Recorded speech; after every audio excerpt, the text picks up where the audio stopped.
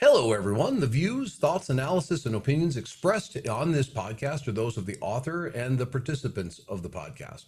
They do not necessarily reflect the opinions or views of Boise State University, the University of Wyoming, the State Board of Education, or the University of Wyoming Board of Regents. No endorsement of the material contained in this product by those entities is implied. Hey everybody, welcome back to More to It. My name's Jason McConnell. I'm one of our co-hosts, along with my partner in crime here, Todd Norton. And today I'm very excited to welcome our guest, Rick Moore. It turns out today's subject matter that's been a hot burning topic on our mind is the intersection between free speech on college campuses and religious freedom in America. It turns out Rick and I kind of occupy this space on the daily in a lot of different things that we do as part of our professional lives. And Todd has questions. So, Todd, what's on your mind? I do have some questions. I have, both of you have visited my classes before, and you have talked about free speech, First Amendment issues, and the various aspects of that.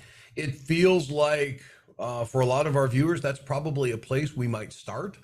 I think it would be useful for us to get a general lay of the land, right? I mean, can you summarize First Amendment case law in the next 10 minutes, right? Probably can't do quite that much, maybe a little bit more nuanced. But the very idea that there's permissible or not permissible speech and that some speech is protected or not, I think that might be a useful place for us to start, just because not all speech is protected. Not all speech is permissible. Not all speech is not permissible. And can we just start there, right? Just for people like me who are trying to catch up. Sounds good. Jason, you want to start with that? Or you want me to? I'll go. So the answer's kind of complex. I tend to think about it like this. The general rule is that speech in America is protected, protected from government censorship, protected from punishment by the government, unless the type of speech falls into a category of speech that the Supreme Court of the United States has told us is flatly unprotected.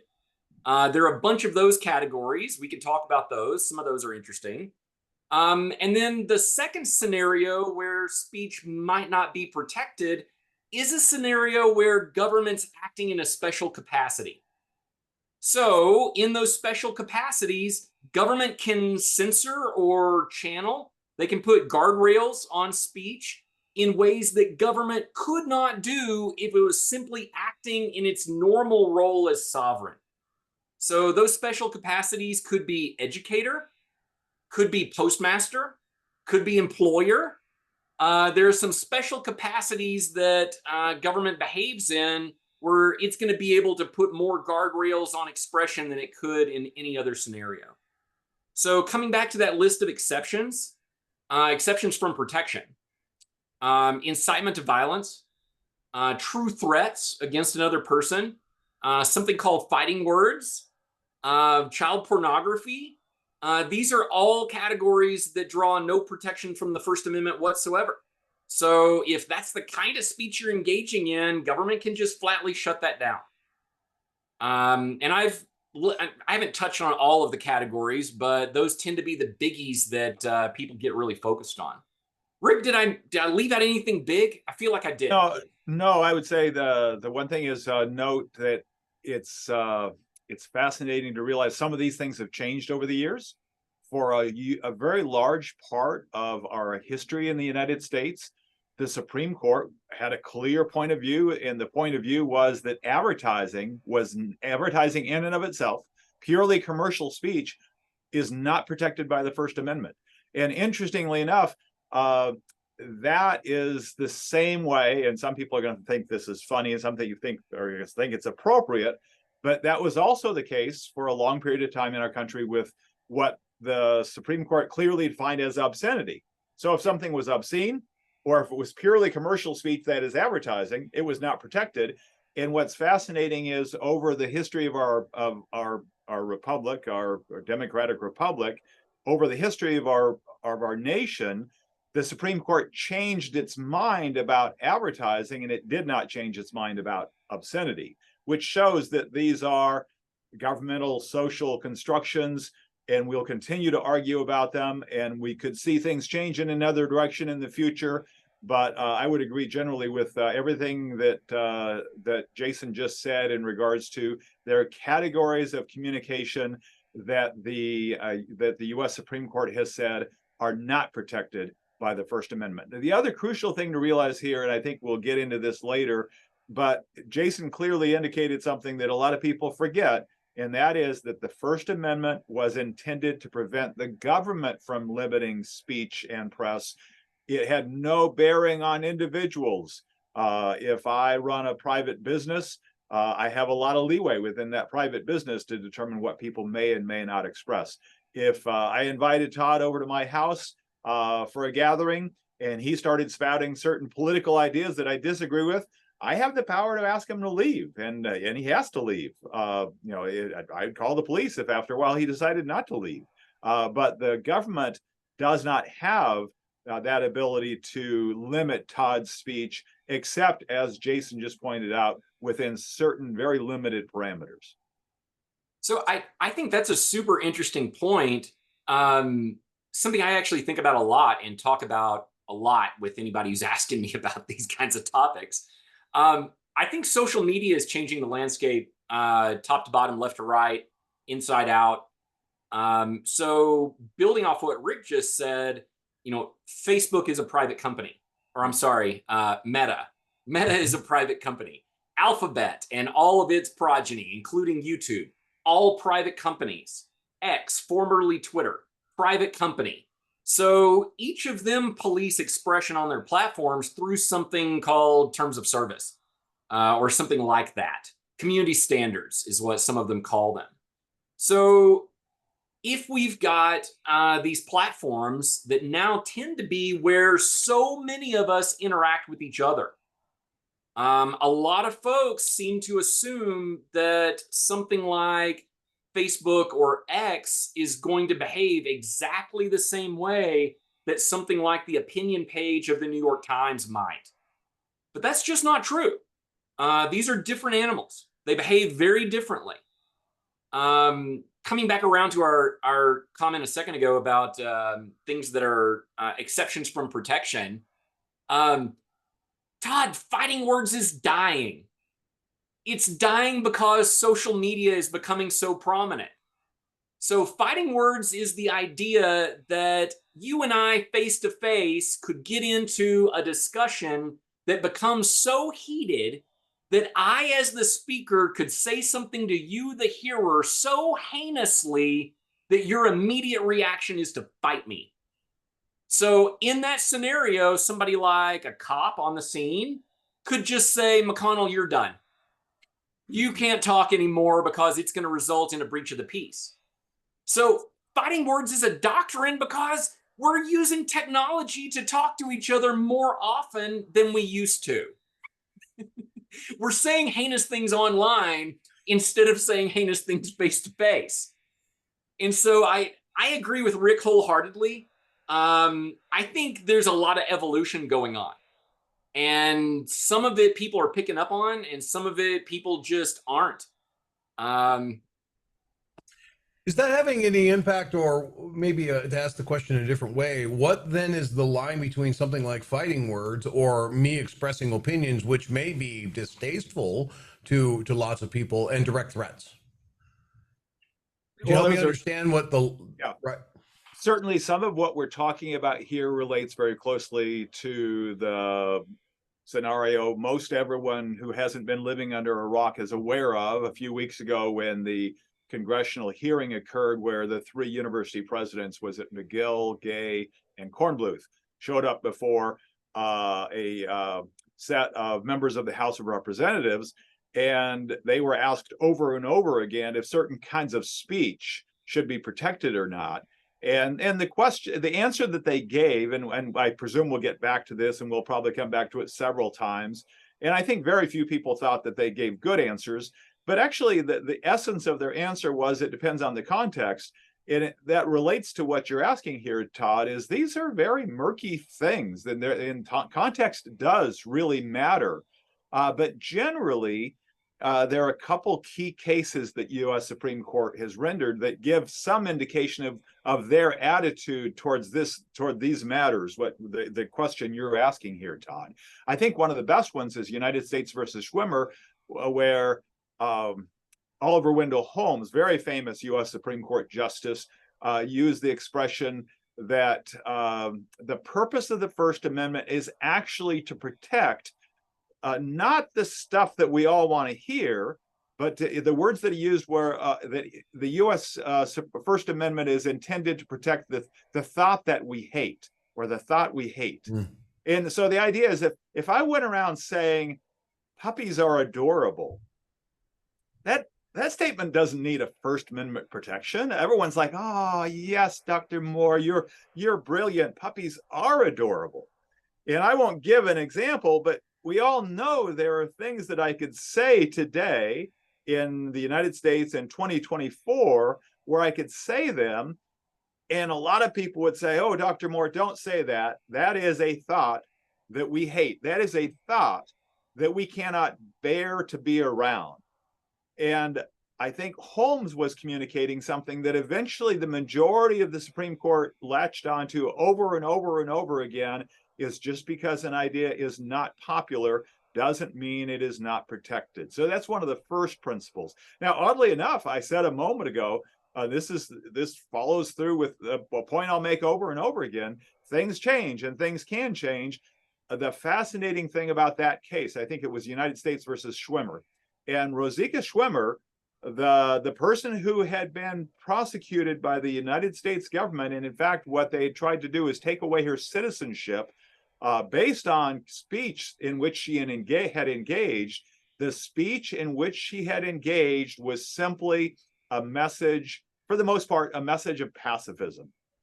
The idea that people who don't want to fight in a war should not have to fight in a war and should not feel compelled to defend their country. And of course, that today I think is still an unpopular point of view. But I'm willing to bet there'd be very few American citizens, or a minority of American citizens today would say a U.S. citizen should have his or her citizenship taken away based on expressing ideas of pacifism. So the idea that pacifism at one time was such an idea that everyone hated and thought, oh, this certainly doesn't deserve protection. You have to find something else today that is that hated, I think. I don't think that example holds up today. And it shows the way the sands shift in regards to what it is that we do find deplorable. And Holmes's point was, it is those ideas that we find deplorable that the First Amendment is written for, even if 99% of the population of the United States thinks an idea is deplorable. If it's simply deplorable in and of itself and unpopular, the government may not censor it. Now, again, I might individually as a citizen. So that's the starting point. But then there are nuances as some of the terms that Jason mentioned a moment ago, ideas like true threat, or another real important one is Brandenburg versus Ohio, the terminology of imminent lawless action. And Jason, I don't know if you want to go into any of those issues there. So I think there's a really interesting distinction that the court has pointed out between abstract teaching of an idea and then call to some sort of action. So a case that I think is really fascinating is Anita Whitney's case out of California during one of our intrepid Red Scares in U.S. history. I see Rick nodding. He's familiar with it. Todd, Anita Whitney was a school teacher from Northern California. She was also a syndicalist. In case you're not familiar with syndicalism, No idea. I tend to describe it as some sort of odd hybrid between communism and capitalism.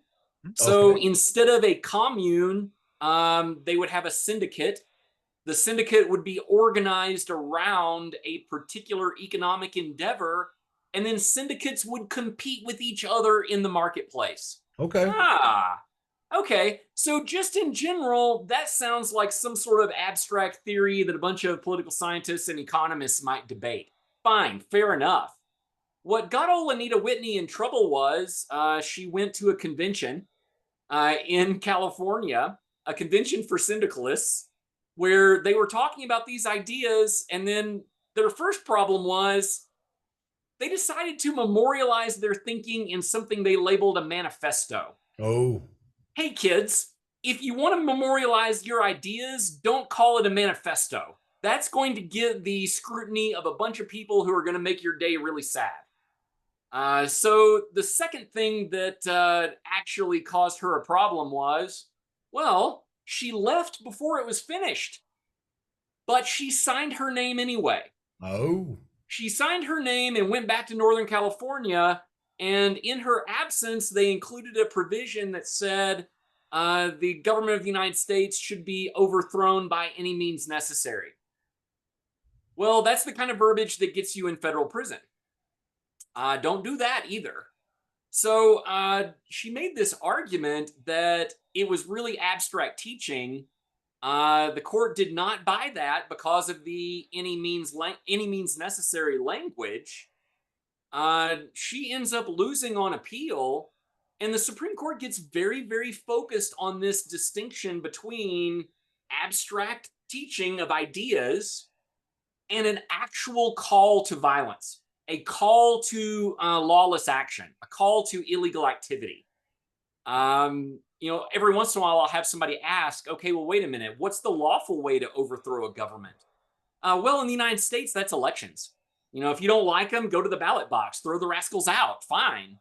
Turns out that's the lawful way to change a governmental system here. But any means necessary usually gets interpreted as potentially some sort of violent behavior. And so Rick, coming back around to the 3 university presidents testifying before Congress, something that just dumbfounded me was not a single one of them drew that distinction. Not a single one of them drew the distinction between abstract teaching and call to violence. Mm-hmm. That seemed like a no-brainer to me, but then again, I'm not at any of those institutions. So what do I know?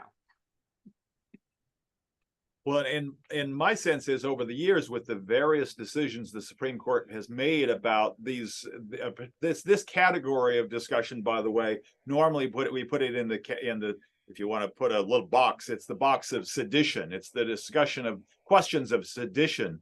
To what extent is speech which relates to the potential overthrow of the government, to what extent is that protected?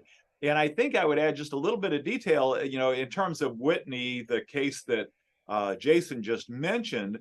I mentioned one a moment ago, Brandenburg versus Ohio, and I want to come back to that and let you know, generally that's the precedent most justices today fall on when they're looking at these kinds of issues. And the crucial wording from that case is imminent lawless action. And given that, after Brandenburg, the courts have generally said, if you want to talk about the idea that the United States, and again, this is not me speaking, this is a hypothetical way that the Supreme Court wrestles with these issues. It says, let's imagine that a citizen really truly believes that the United States is a corrupt system. The person, for example, might not like capitalism. The person might not like democracy. The person thinks that capitalism is the worst economic system in the history of humankind. And again, that's a particular point of view. The person also holds the point of view that democracy, or Republican or elected form of democracy, like we have representative democracy, like we have in the United States throughout our Constitution, that's the worst form of government. Certainly that person, if that person held those two beliefs, that person would sincerely believe that it would be better off if the United States ceased to exist as it exists today. And generally, I think that after Brandenburg versus Ohio, the Supreme Court has communicated that holding those beliefs and in fact expressing those beliefs is protected. It is acceptable for a citizen of the United States to say, I think the United States as it exists today is not the best form of government and the best form of social social arrangement, and I think that we should see something radically different, and the way to get there is to have us basically wipe out what we have now. Now the key question is for the Supreme Court is, does the person say this is an idea, these are political theories, I base this on, make your choose your political theorist, It could be Marx, it could be Locke, it could be Hobbes, it could be who knows who. But you say on the basis of these political theories, I think the United States should not exist as it does today. That is protected speech. What's not protected speech is when the person says, and again, I'm playing a role here, but when the person says, let's get our guns and go to the Capitol building, that ceases to be protected speech, because what did we just do? We just spoke about imminent, that is now, lawless action. And it's the imminent element, let's do it now, and the lawless element that are crucial aspects of Brandenburg versus Ohio that are contextual things that the speakers, the presidents, McGill and Gay and Kornbluth should have brought up in relation to campus, what we call hate speech, which oddly enough, we moved from sedition to hate speech. Some of the same principles apply. And again, most people don't like to hear this, but what the Supreme Court would say, and by the way, we want to get back to private versus public, because remember, we're talking about University of Pennsylvania, Harvard, and MIT, all three private institutions. So eventually we need to come back and talk about that again. But generally, we said a moment ago, the United States Supreme Court has said hate speech, if it simply is, I hate, fill in the blank, this group of people, that is protected speech. Now, by the way, it is probably speech, it's the thought that we hate. Oliver Wendell Holmes would say, it's really sad that group A hates group B. It's unfortunate. I hate the fact that these people hate each other, but people should be free to express their hatred for other people until that expression of hate moves into, and this is a similar kind of terminology. I think it's a little blurrier. What Jason said earlier comes from Virginia versus Black, and that is the term true threat. If you want to say, I hate this group of people, that is protected speech. If you say, oddly enough, if you say, I think we'd be better off if this group of people did not exist, that's starting to get a little blurry, but it's still generally protected speech that these people should not exist. If you, on the other hand, say, let's get the weapons and attack these people, there's no question that that's a true threat. No question whatsoever. And that's where that idea of context really is an appropriate term. But there are other issues involved in Penn and MIT and Harvard that we could come back and talk to that I think got them in additional trouble beyond that. Rick, I like what I'm sorry, Jason. No, you go. I like what you were like, because I'm thinking about sort of categories or attributes of an action or of speech. And I like the term you were using earlier about eminent, lawless, was it action? Action. No, action. Lawless action. Actual Lawless action. It can't be the case. It can't just be theory. It has to be action. Theory is protected. So is it the case, sort of like, for my simple brain, because in some respects I have a sort of a simple brain, I like to understand things, right? Is it the case that something could be eminent but not be lawless, right? Or could be lawless, right, in theory but not eminent? And so in a sense, those three conditions probably need to be met. And once those three conditions are met, we're clearly over the line. Sure. So, yeah, go ahead, Jason. Todd, courts across the country have been struggling with the imminence element. Mm-hmm.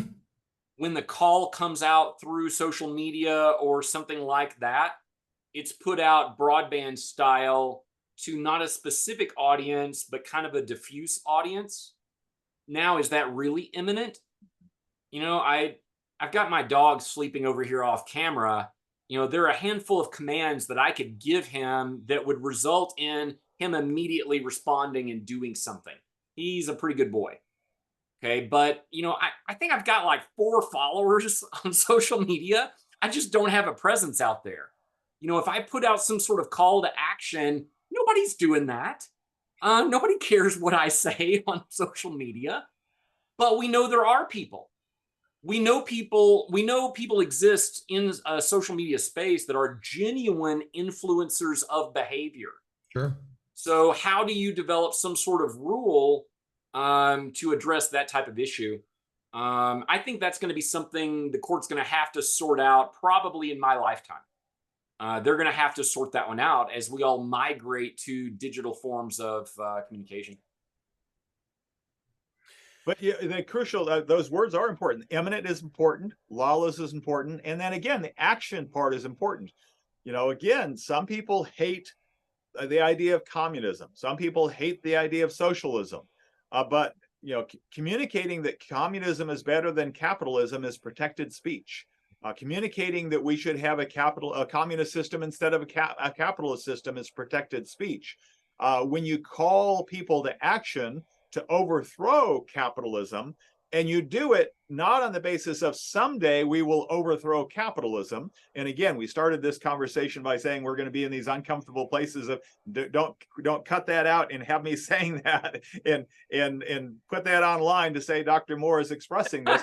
But we certainly know there are people in this country who do think that socialism or communism, either one, is better than capitalism. That idea is protected, and their ability to communicate that idea is protected. But on the other hand, if they call for lawless action as a means of getting to what they want, it crosses a line and it is no longer protected speech. That makes real good sense. I'd like to complicate it a little bit more. So what is the role of, sorry, that's just who I am. I'd like to understand a little bit more the role of, and Rick, you mentioned private versus public, right? And that is, you know, that may well and probably is an important distinction here. What's the role of university or college, say, codes of conduct, right? Sort of how do those intersect, right? Because that is a set of standards of expectations for a student, whether in private or public, right? And then that's operating alongside of or within protected speech issues. How do those intersect, right? And again, we're sort of speaking broadly, not about a particular area of speech, but just broadly speaking to help us understand. Jason, you want to take that? You want me to? You go first, and then I want to pick your brain about some stuff. Well, one of the crucial distinctions that Todd, as you mentioned, is the university. I think that was the term you used. Your university or college is the institution of higher education, state-run, or is it private?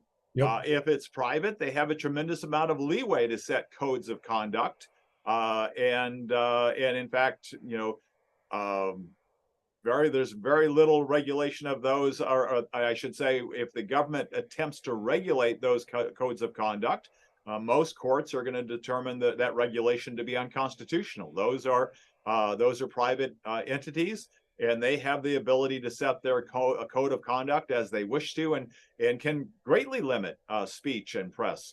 But on the other hand, a state university, and by the way, state universities in our country, as far as I know, almost all of them are run by states, not by the federal government. But there is this thing in First Amendment jurisprudence called the incorporation doctrine, which suggests that over time, the Supreme Court came to see the First Amendment not as simply applying to the federal government and limiting the federal government's ability to regulate speech and press. It also applies to state and local governments. And given that, a state university that has any form of honor code or set of values or whatever, if it uses those to regulate speech and press, it has to do so within the boundaries that we've described here. It should not regulate speech and press any more than it has to. And a crucial thing that we haven't even gotten into yet is, in fact, I don't think we brought this up at all, and it should be kind of one of the most important things people hear if they're listening today, is the court has said over and over again, any form of regulation is going to be much more palatable to the courts if it is content neutral. That is, the honor code or the code of conduct or the set of values or whatever that the university imposes, it does not stipulate these are the kinds of ideas that we like and these are the kinds of ideas we don't like. Instead, what the court is willing usually to bear with honor codes and other forms of campus speech codes is if they are simply content neutral, and by being content neutral, they limit themselves to things what the court says are time, place, and manner restrictions. So, for example, if a university says you may have speech on the quad, that's a place, but you can only do it between 8 a.m. and 8 p.m., that's a time. And then in regards to manner, they say you may not use electronic devices. The courts will, for the most part, say those time, place, and manner restrictions, we're willing to give a lot of leeway to those. The minute the university starts saying you may not have a protest about this topic, but you may have a protest about this topic, it is no longer content neutral. And at that point, the courts start looking at the regulation with what they call strict scrutiny. And strict scrutiny, if you want the simplest form, it's basically the court presupposes or presumes that the regulation is unconstitutional right from the start. And it's the obligation of the state to prove it otherwise. So, Jason, you want to add things? I really appreciate your thoughts on that. There's been a further complication of the public-private distinction, to steal Todd's line from a second ago. The complication happened in about 2009 or maybe 2010, something like that. It comes out of the Office of Civil Rights for the U.S. Department of Education. It actually happened in response to a incident that happened at Yale University some years before that. The Office of Civil Rights put out an infamous Dear Colleague letter to every institution of higher ed across the country. And OCR took the position that no federal money could lawfully flow through an institution of higher education if it was engaged in either behavior that was discriminatory or its policies allowed discrimination to happen. So the complication looks like the Civil Rights Act. So we've got Title VI, Title VII, Title IX of the Civil Rights Act from the 1960s, and then its subsequent amendments banning all sorts of discrimination. Okay, that's probably a good thing. But now you've got this other lens through which to look at free expression on campus. So specifically, OCR gave an interpretation of the Civil Rights Act such that no federal financial aid money could flow, no federal grant money could flow. Think like DOE research grants, NSF grants. None of that money could flow through an institution that OCR determined was allowing discrimination to happen. And so downstream, that forced campuses across the country to rethink their codes of conduct. And I think some of them probably went right down the middle on that. Some of them probably went too far. And by that, I mean, they probably trotted out some codes of conduct that would restrict speech that otherwise would have been protected. And so that sets up in response to this ruling, right? Yeah. Yes. Yeah. Yes. And so the University of Montana comes to mind shortly after the Dear Colleague letter. U.S. Department of Ed camped out at the University of Montana and did a sweeping investigation. The Montana crowd responded by taking the suggestions and revising their code of conduct. And so, I can say with some confidence that this Dear Colleague letter, it's not just a memorandum, hey, you should be thinking about this. It actually has had some very practical downstream effects on what we see on college campuses. Yeah, and to add some detail to that, Jason, I think you explained it very clearly, but some people might have missed the point. The situation there was a lot of colleges and universities said, "Oh, but we're not going to take federal money. We're immune from this because we're not going to take federal money." But the moment a student shows up on campus and receives a federal student loan, it was assumed that you were now taking federal money. And in fact, my understanding is a very small number of colleges and universities decided the way around this because they didn't appreciate the specific guidelines that the federal government imposed on discrimination and speech codes. As they said, we actually will tell our students that you may not take federal loans if you come here. I think Grove City College in Pennsylvania is still in that ballpark. They basically don't allow their students to take federal loans. I might be wrong about that, so don't quote me on that. But I'm familiar with 2 or 3 colleges that took that route. All of them are very small. None of them are engaged in scientific research as one of their primary missions. Yeah. And the ones that were able to do it that I'm thinking about, each of them had a significant donor base that was willing to basically step into the gap, the funding gap that was left with no federal money being present. You know, I think that's a very narrow exception.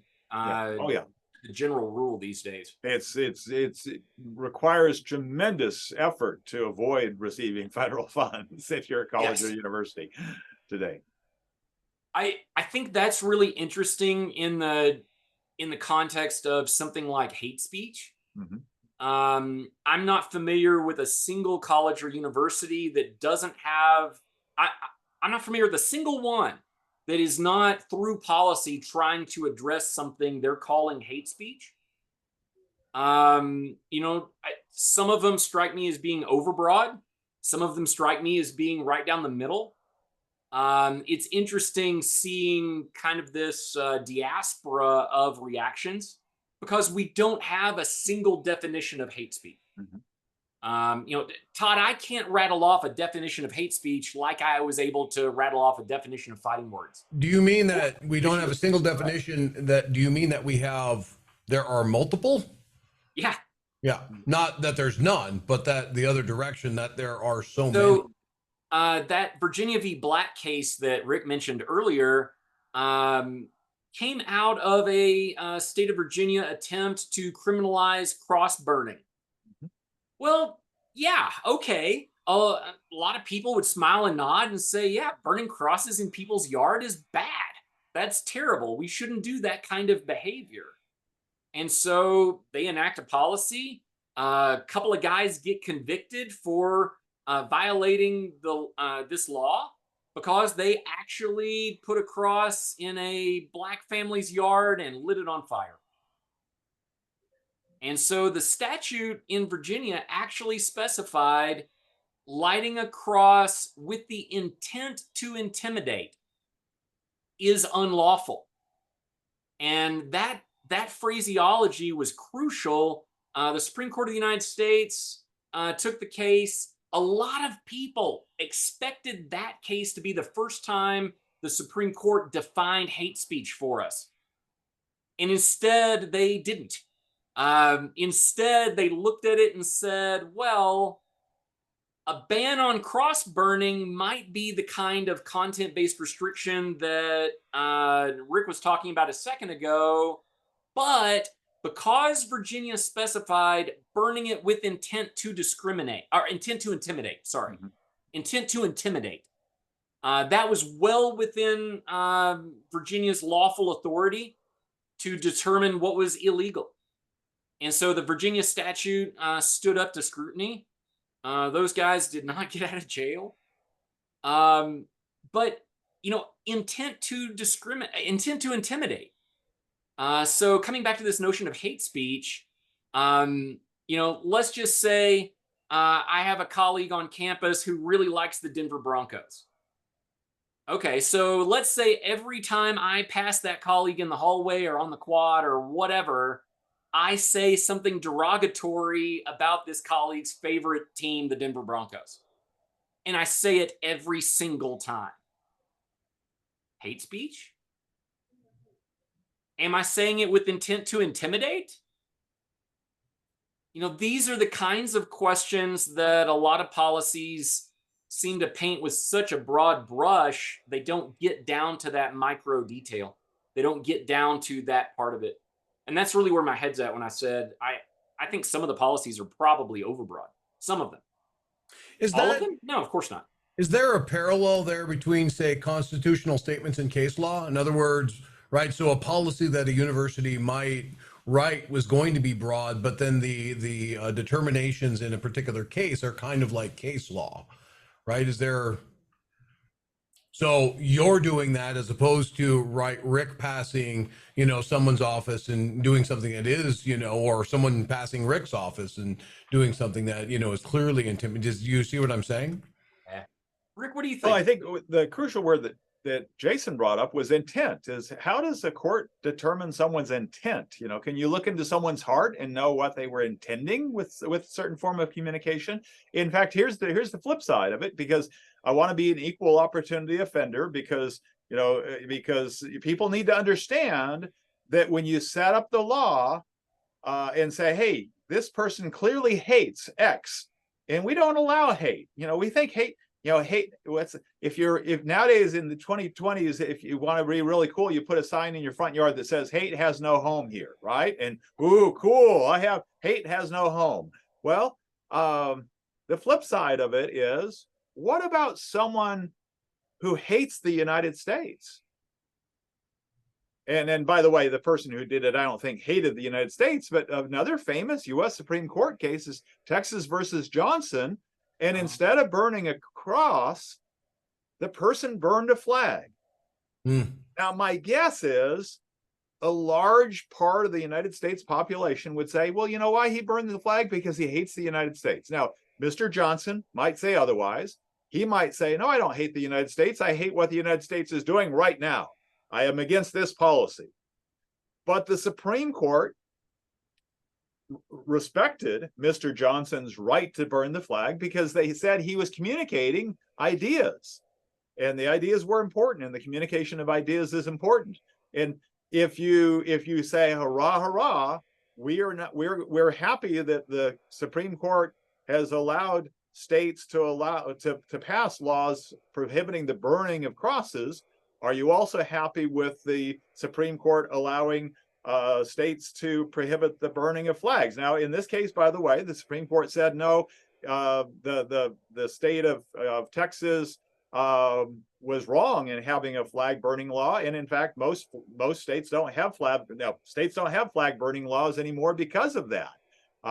The idea was burning a flag might communicate some important political idea. Now, certainly, you might say, well, hating someone is not a political idea. But again, the difficulty in one of the things that has brought this all to the forefront was the discussion of anti-Semitism on college campuses.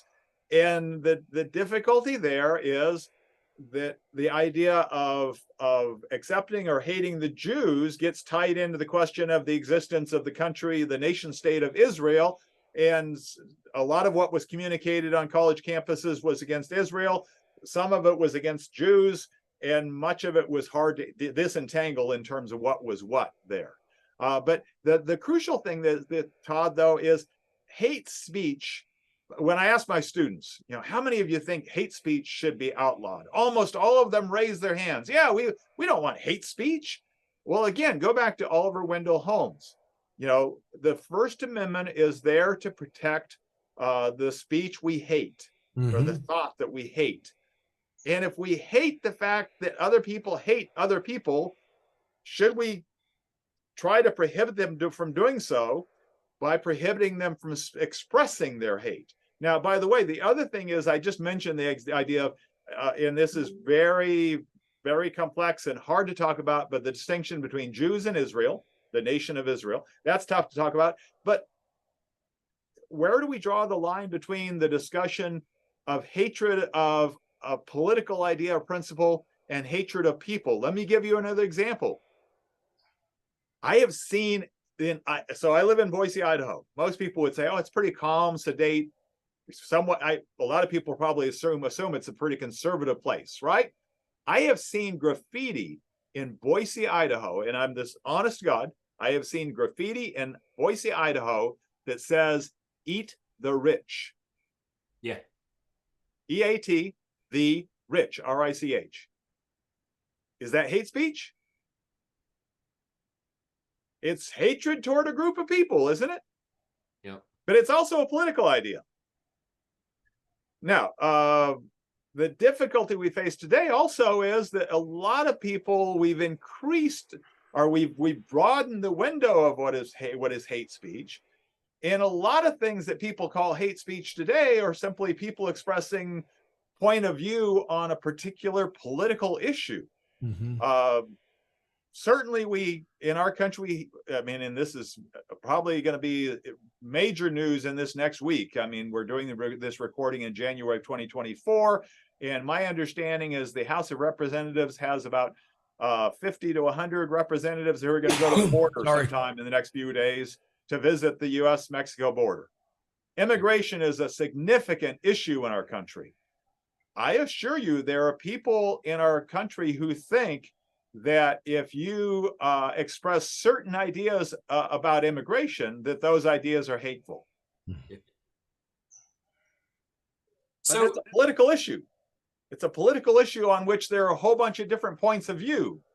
And my guess is that some of our citizens would assume that if you take a political point of view, a particular political point of view, that what you're doing is you're really expressing hate. And that's where it gets really messy. Jason, so you were ready to speak. Yeah. I want to come back to something you said a second ago, because it's something I've noticed too, and I appreciate the fact that someone else has a similar observation. So when I was much younger, coming through college, grad school, that kind of thing, I recall reading a lot of very serious scholarship drawing a distinction between anti-Zionism and anti-Semitism. And yet the distinction between some sort of loathing or hatred towards the Jewish people and some sort of loathing or hatred towards the nation state of Israel, that distinction is not something I hear being made very commonly today. Am I off base here? No, I'll give you an analogy. And I think it's an appropriate analogy. We have a term nowadays, and actually it's a term I've studied academically. We have a term nowadays, and the term is Islamophobia. Yeah. I think there's an analogy here. There are people that really despise the Muslim religion. Yes. There are people partly there are atheists who hate every religion. There are atheists, at least, who hate every theistic religion, right? And certainly Islam is a theistic religion.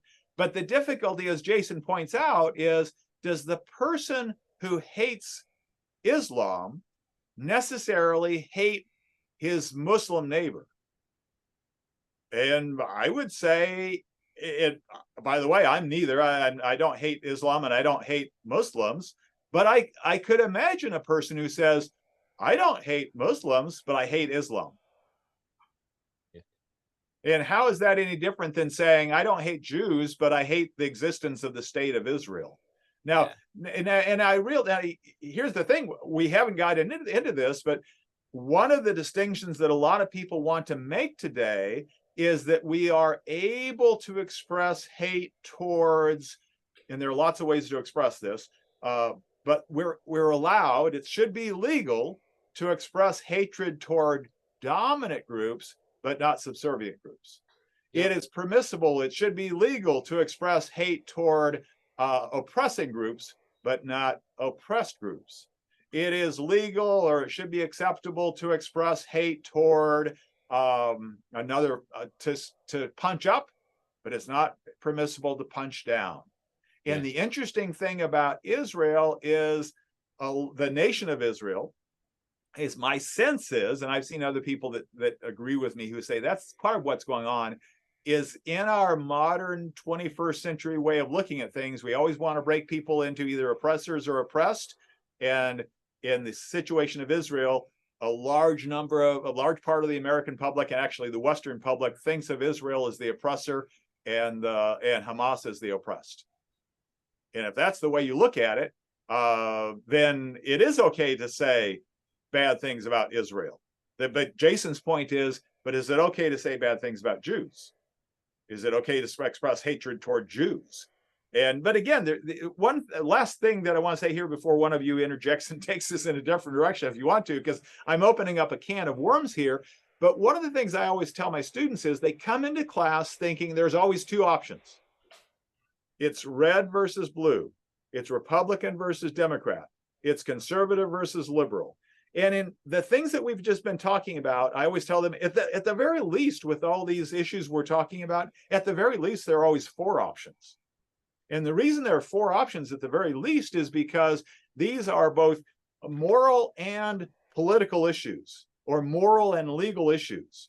And given the fact that they're moral and legal issues, there are two questions we need to ask. One is the action moral or immoral? And the other is, should it be legal or illegal?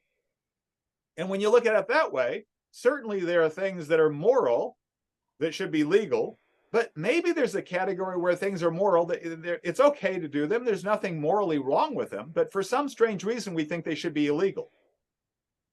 But then there are certainly things that are immoral that we make illegal. And there's also this squishy category of there are things that we think, hey, it's immoral, but we should allow it to be legal. And so at the very least, in all these cases, there's four options, but we always want to think it's one camp or the other. You got to be here or you have to be here. It's always A or B. And these are complicated issues. They're very difficult issues. And there's no easy answers to any of this. And I think that's part of what bothered some people with the McGill, Gay, Kornbluth hearings, is that the college presidents, the university presidents, seemed kind of smug. Yes. And these are areas where we probably should avoid smugness, because there aren't easy answers to any of these questions. And in some ways, you could see that they were saying it depends on the context, but you got a sense that they had an idea of what was right and wrong. And people also thought, I think we haven't gotten into it, but I think in some ways people said, but is this really what's going on your college campuses? Is this really what's happening at your college campuses? I agree completely. They did indeed come across as smug in my mind. It also seemed very coached. It seemed like they had been coached in preparation to answer the question.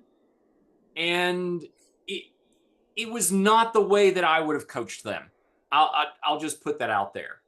I know a little bit about each of those institutions. They have very diverse populations. They have diverse populations of students. They have diverse populations of faculty and staff, administrators. Why not just acknowledge that? Why not just acknowledge that with that diverse range of people, of course, you're going to have differences of opinion. Of course you are. Why not acknowledge that? Why not draw the line at calling for violence? I think, I suspect that's something that most folks in the viewing audience would have just smiled and nodded and then gone to make a sandwich. Like, I don't think that's newsworthy to say, yeah, you can exchange ideas, but you can't call for violence against another group of people. That kind of seemed like a no-brainer to me, but. Yeah, some of those exchanges were sort of challenging, and to riff on your idea, Rick, of dichotomy, right? I mean, there's this, it's kind of easy just to think of things as dichotomous, right? John Krakauer does a really fantastic job under the banner of heaven, sort of diving into that dichotomous thinking, which it's not a plug for John Krakauer's book, right? But I thought it was a really good exploration of that. The very nature of, sort of posing a question in that way. And this is not in defense of their responses, because I agree with both of what you're saying. The very nature sort of structuring a question a particular way and then being forced into a yes or no, when the yes or no, I mean, if you think about it, we've been talking about some of these nuances now for an hour. I suspect we could dive for the next 5 hours and still have, areas to go. It's a very nuanced area, right? And boiling that down to a yes or a no, as opposed to having a more practiced or more articulated line of sort of, that response. Yeah, it's just challenging. Yep. Well, but I think a lot of viewers who saw that, and by what I want to interject one other thing. I agree with Jason. I think the college presidents were clearly coached, and they stuck to their guns. They had their pat answers. They refused to answer a lot of questions when pressed over and over again. and go beyond just their set catchphrase that they had planned. But I wanted to say, I think also it was very performative on their side, but also on the other side. I mean, it was political theater, right? And the people who were asking the questions sometimes were asking the questions, with the presumption that they were going to please their audience by asking a particular question and being very dogged in demanding an answer to the question. So I don't know if that was very helpful. I think what bothered some people, though, is the sense that if it had not been anti-Semitism, but some other form of hate speech, quote unquote, that had been engaged in, that the universities would act very differently, and that the universities have acted very differently when the context was different in the past. And it goes back to that idea that, if you think that we should have a wide array of speech, even if it is somewhat threatening to some of us, even if it's very hurtful to some of us, even if it is considered to be hateful by some of us, if we're going to allow that kind of speech, again, it should be content neutral. Yep. And it shouldn't be a matter of, well, we allow this until it becomes a true threat when it's against Jews, but we have a lower threshold for other groups. We squash speech that doesn't cross that line. It has a lower line that it has to cross before we intervene. And there are quite a few indications that all three of those universities have engaged in that kind of regulation of speech and press at their institutions in recent years, when the topic was not Jews and Israel, but it was other subjects on which they appear to be much more protective. And that, I think, bothered a lot of people. Rick, coming back to your comment about content neutrality, and then this cultural push to see everything through the lens of either oppressed or oppressor, do you think that lens is actually going to allow content neutrality as we've known it in the past? That's a good question. I don't think it does. I think that's the problem that those universities are facing. And indeed, I'll let you know, I think some of it is their student bodies. I think their student bodies come to the university assuming that speech against group X, that it's hateful, is acceptable. Speech against group Y that is hateful is not acceptable. And I'm sorry to say the administrations are not willing to stand up to their students and say, no, we've developed a playing field, so to speak. And the playing field is you can express disagreement with and even animosity towards any group as long as you don't cross this line. And I don't think that's what's going on. I think another thing that Robert Zimmerman, I think he's a faculty member at Pennsylvania, University of Pennsylvania. He had a very good article very shortly after that event, in which he said his biggest problem was that the university presidents were simply not honest about a number of things, including, for example, the questions about ideological diversity on their campuses. The idea, do you really have a wide variety of points of view on really hot button issues today? And I think there's quite a bit of data that indicates that is not the case at the most elite universities. And in fact, at most universities, the student body and the faculty tend to be skewed toward one point of view or another on a number of issues on which the United States population is pretty divided and has very strong disagreements. But if you go to a college campus, you wouldn't know that because the students all think that there's a unanimous opinion on a particular topic. I mean, you can ask your students this, ask them what they think, and then ask them what the most recent survey data expresses on a number of topics, and students will be shocked to find out that the United States is not a college campus. And the United States has a very different point of view on a number of hot button issues, that the mean between agree and disagree between the students and the national average is quite different. That really resonates with me, Rick. One of my dear friends and colleagues has been an academic 40 years. He's been a faculty member for 40 years.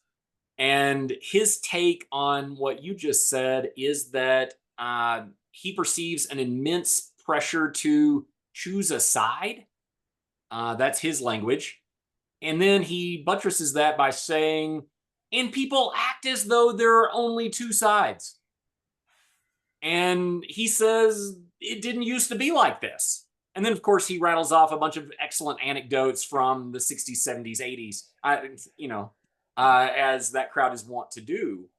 But I do think there's immense pressure for homogeneity in our thinking. There's so much pressure to conform. Todd, I thought you were about to say something a second ago. I think I cut you off. No, I've been enjoying this exchange about these challenges, and it's all more in your the two of your territory than mine. I certainly see that, and I guess maybe I'll add. I have we've the two of you have added a teaching practice. I will as well. In one of the classes I used to teach on a regular basis, I asked the students to articulate a position on an issue. And I said, I don't care what the issue is, and I don't care what the position is.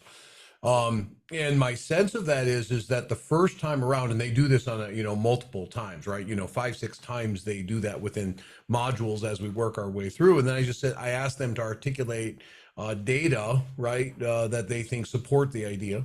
And then countervailing data, right? Sort of what is the other data that might, undermine your case, to trying to recognize the more nuanced aspects of positions on important issues, right? And Rick, it comes back to what you're talking about. Nobody's really arguing, that puppies are cute, right? There might be a little bit of argument whether puppies or kittens are cuter, right? But, so and what's interesting is as the students work their way through the semester, I sensed that they were more willing to actually articulate something, because I think at first they were probably, and I don't know this is just my gut, they were fairly careful in the positions that they chose on the issues that they chose, right? And I think that my gut tells me they weren't convinced that I was serious, that I didn't care what issue they chose or what position they chose. I was interested in them assembling evidence that fit into these various categories to help bolster their argument, or that might undermine their argument, and sort of dealing with that argumentation component, right? And then as the semester continued, they became, I guess I would use the word more bold, right? More willing to actually commit to paper on the positions that they had and whatnot. And so anecdotally, that suggests, maybe some of what you're talking about, Rick, that there's at least a perceived, sort of bias, right? Or a perception of there being certain ideas, are more acceptable and certain ideas are less acceptable on campus. Not that that is necessarily the true, not that that's necessarily the case, but that it's perceived that way, right? And it may actually be that way. I don't know.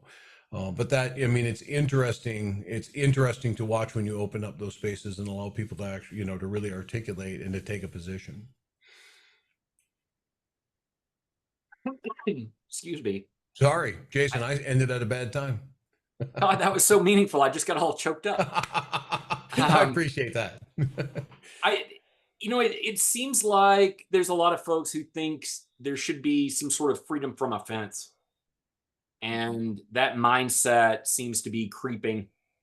I had a very peculiar interaction with a student some time ago, where a bunch of my college students were talking among themselves, and one of them was trying to make the analogy between Australian culture and that of my home state of Texas.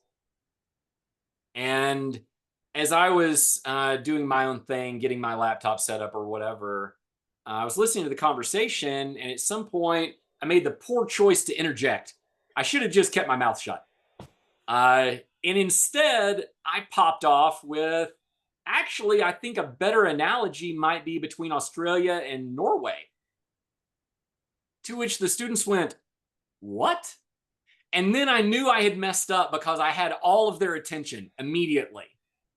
And so the original student talking said, "What do you mean?"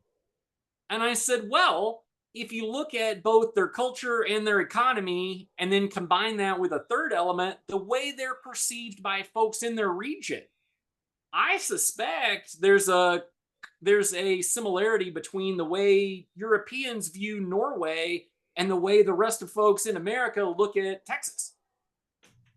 At which point the conversation got very strange.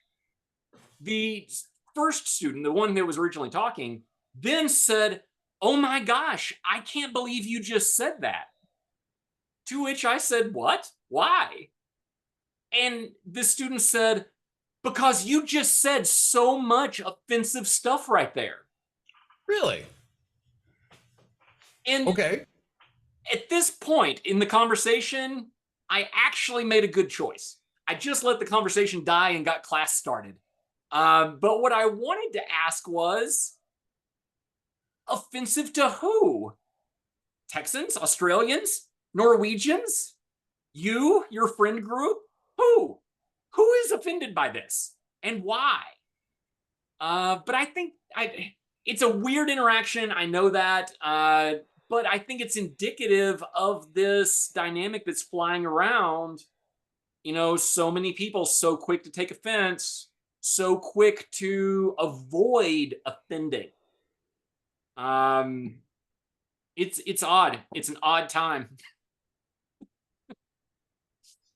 I don't know. And again, I think that goes back to the point you made earlier, though, Jason, that it relates to the world of social media, where a large percentage of our populace is always surrounding themselves with people who agree with them in social media. I mean, if Yes. you spend if you spend a large part of your day in social media, and all of those people in your social media group reflect your point of view on a variety of hot button issues, when you go out into the real world and find out there are people who disagree with you, it's a little bit of a shock.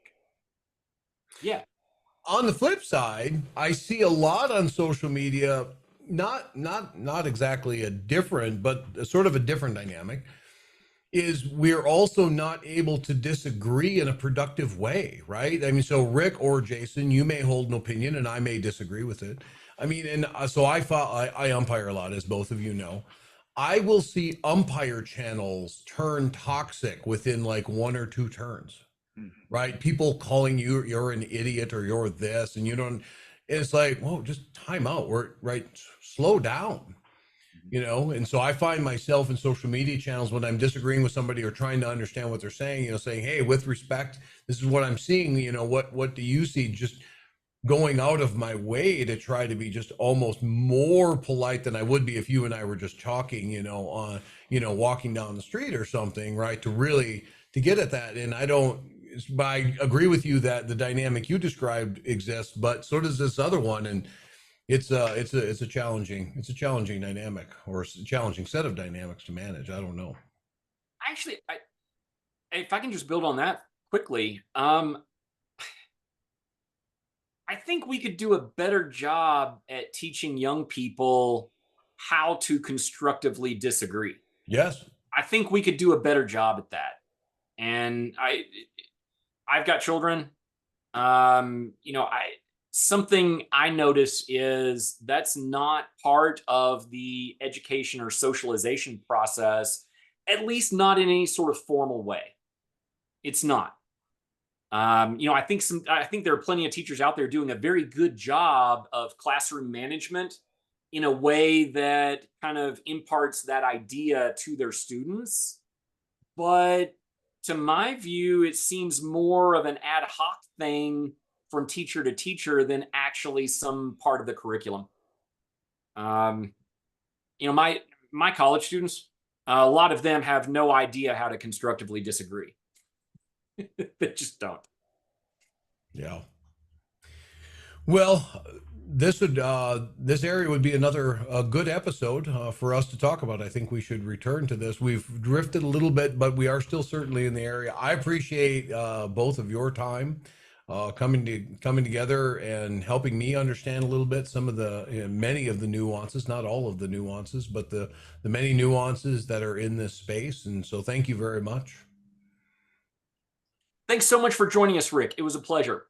Oh, thanks for having me. I enjoyed the conversation and hope it was enlightening to our listeners. And as Todd just said, I hope it's something that people keep thinking about and learn to disagree respectfully. That's the hallmark of of a democratic society is having discussion and debate and hearing other people and giving them the attention they deserve, and then making our decisions and recognizing that we're often going to make decisions that we disagree upon. I would let you know one last comment about that. I am surprised I have a large number of young students, very young traditional students, and I think for many of them, their attitude is, you know what, these people I disagree with, eventually they're all going to die, and everyone's going to think like me. And I'm serious. I do think there are a lot of young people that think that way.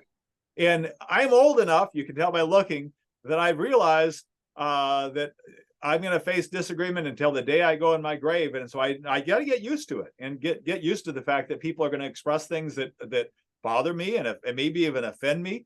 People are going to hate me sometimes in life. There are going to be people that hate me. I can't change that. It's human nature, unfortunately, for groups of people to hate other groups of people. But the main thing is, can we talk about our differences? Can we try to realize our common humanity and come together? And I appreciate you guys having a civil discussion on all that. So I enjoyed it.